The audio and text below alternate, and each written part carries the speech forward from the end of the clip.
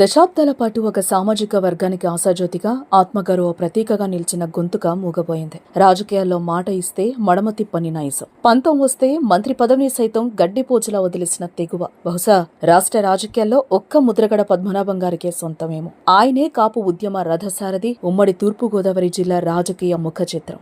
73 వయసులో తీవ్ర అనారోగ్యంతో పోరాడుతూ హైదరాబాద్ లోని సింధు ఆసుపత్రిలో ఆయన తుది శ్వాస విడిచారు. ఆయన మరణ వార్తతో ఉమ్మడి ఆంధ్రప్రదేశ్ శోకసంద్రంలో మునిగిపోయింది. ఆయన భౌతికంగా దూరమైన ఆయన వేసిన అడుగులు, చేసిన పోరాటాలు చరిత్ర పుటల్లో చెక్కు చెదరనివి. కిర్లంపూడిలో 1953 జనవరి 22న జన్మించిన ముద్రగడ పద్మనాభం చిన్నప్పటి నుంచే నాయకత్వ లక్షణాలను పుణికిపుచ్చుకున్నారు. ఆయన తండ్రి వీరరాఘారావు ప్రతిపాడు నుంచి 2 సార్లు ఎమ్మెల్యేగా గెలిచి ప్రజల మనిషిగా పేరు తెచ్చుకున్నారు. తండ్రి మరణానంతరం 1977లో రాజకీయాల్లోకి అడుగుపెట్టిన ముద్రగడ కేవలం 25 ఏళ్ల వయసులోనే తన సత్తా చాటారు. 1978లో జనతా పార్టీ తరపున ప్రత్తిపాడు నుంచి తొలిసారి ఎమ్మెల్యేగా గెలిచి అసెంబ్లీలో అడుగుపెట్టిన ఆ యువ కెరటం ఆ తర్వాత దశాబ్దాల పాటు వెనుతిరిగి చూడలేదు. రాజకీయాల్లో ఎవరైనా పదవి కోసం పాకులాడతారు, కానీ ముద్రగడ పదవిని తన కాలి చెప్పుతో సమానంగా చూశారు. 1982లో అన్న ఎన్టీఆర్ పిలుపుతో తెలుగుదేశం పార్టీలో చేరిన ముద్రగడ 1983, 85, 89 ఎన్నికల్లో వరుసగా విజయదుందుభి మోగించారు. ఎన్టీఆర్ కేబినెట్ లో కీలక మంత్రిగా బాధ్యతలు చేపట్టిన ఆయన తన ఆత్మ గౌరవానికి భంగం వాటిల్లదని భావించిన మరుక్షణమే ఆ మంత్రి పదవిని, పార్టీని తృణప్రాయంగా వదిలేశారు. ఆ ఒక్క ఘటనతో ముద్రగడలోని ఫైర్ బ్రాండ్, పౌరుషం రాష్ట్రం మొత్తానికి తెలిసిందే. ఆ తర్వాత ఆయన ప్రజారక్షణ సమితిని స్థాపించారు. తదనంతరం కెఈ కృష్ణమూర్తి, కుందూరు జానారెడ్డి వంటి ఉద్దండులతో కలిసి తెలుగునాడు పార్టీని నెలకొల్పి ఉమ్మడి రాష్ట్ర రాజకీయాలను శాసించే స్థాయికి ఎదిగారు. 1988లో ఏకంగా నాటి ప్రధాని రాజీవ్ గాంధీకి తరణ నియోజకవర్గంలో ఆతిథ్యమిచ్చి జాతీయ స్థాయి నేతల దృష్టిని ఆకర్షించారు. 1999లో కాకినాడ నుంచి ఎంపీగా గెలిచి పార్లమెంట్లోనూ అడుగుపెట్టారు. కానీ ముద్రగడ పేరు వినగానే రాష్ట్ర ప్రజలకు, ముఖ్యంగా ఒక సామాజిక వర్గానికి వెంటనే గుర్తొచ్చేది కాపు ఉద్యమం. తన జాతి బిడ్డల కోసం ఆయన చేసిన పోరాటం సామాన్యమైంది కాదు.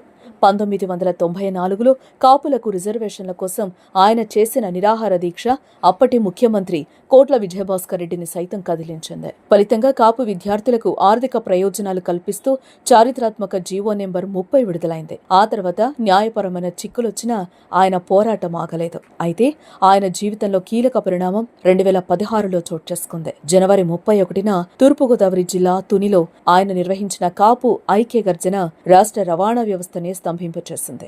లక్షలాది మందితో కిక్కిరిసిన సభ నుంచి రండి రైలు పట్టాలపైకి వెళ్దాం, రోడ్లు దిగ్బంధిద్దామంటూ ముద్రగడ ఇచ్చిన పిలుపు ఒక అగ్నిపర్వతం బద్దలైనట్లుగా మారింది. రత్నాచల్ ఎక్స్ప్రెస్ దహనం, హైవేల దిగ్బంధనంతో ఆనాటి ప్రభుత్వం వణికిపోయింది. తన జాతి కోసం ప్రాణాలైనా ఇస్తాను కానీ వెనక్కి తగ్గేది లేదని ఆయన నిరూపించిన ఘట్టమిది. ఆ తర్వాతే ఆయన జీవితంలో ఎవరు ఊహించని మలుపులతో సాగింది. 2024 ఎన్నికలకు ముందు మార్చి 15న సీఎం జగన్ సమక్షంలో ఆయన వైసీపీలో చేరారు. ఈ క్రమంలో పిఠాపురం నుంచి పోటీ చేస్తున్న జనసేన అధినేత పవన్ కళ్యాణ్ పై ఆయన విసిరిన సవాల్ రాజకీయ వర్గాల్లో పెను సంచలనం సృష్టించింది. పవన్ కళ్యాణ్ ను పిఠాపురంలో ఓడిస్తా, లేదంటే నా పేరు ముద్రగడ పద్మనాభం రెడ్డిగా మార్చుకుంటా అని శపథం చేశారు.